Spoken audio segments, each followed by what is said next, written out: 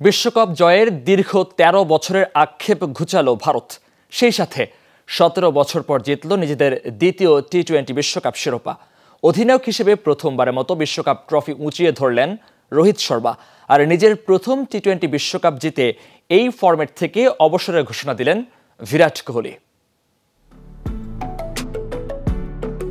অবশেষে ১৩ বছরের দীর্ঘ অপেক্ষার অবসান। বিশ্বকাপ উঁচিয়ে ধরার আক্ষেপ ঘুচল ভারতের।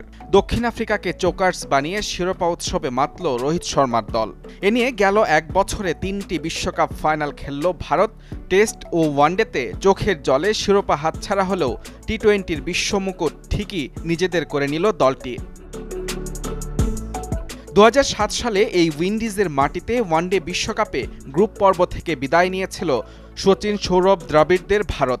এবার ক্যারিবিয়ান দ্বীপপুঞ্জেই নতুন ইতিহাস রচনা করল তাদেরই উত্তরসূরি রোহিত কোহলিরা।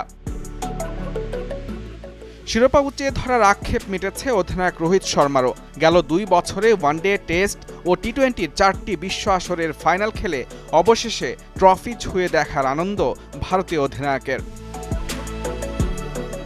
অথচ টি-20 বিশ্বকাপের প্রথম আসরে শিরোপা জেতা ভারতের অপেক্ষা এতটা দীর্ঘায়িত হবে কে ভেবেছিল। ২০০৭ সালে মহেন্দ্র সিং ধোনির নেতৃত্বে চ্যাম্পিয়ন হওয়ার পর ২০১১ ওয়ানডে বিশ্বকাপও জেতে ভারত। গেল ১৩ বছরে এটি সবচেয়ে বড় সাফল্য হয়েছিল দেশটির জন্য। ২০১৩ সালে আইসিসি চ্যাম্পিয়ন্স ট্রফি জিতলেও বিশ্বকাপ শিরোপা অধরা হয়েছিল ম্যান ইন ব্লুদের জন্য। ২০১৪ টি-20 বিশ্বকাপের ফাইনাল, ১৫ ও ১৯ ওয়ানডে বিশ্বকাপের সেমিফাইনাল আর ২০২২ টি-20 বিশ্বকাপের সেমিফাইনাল থেকে বিদায় নেয়ার পর গেল বছর ঘরের মাঠের ওয়ানডে বিশ্বকাপে রানার্স আপ।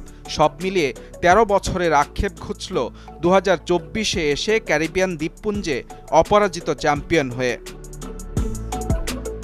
অবসরের ঘোষণা দেয়া বিরাট কোহলিও পেলেন টি-20 বিশ্বকাপ জয়ের স্বাদ।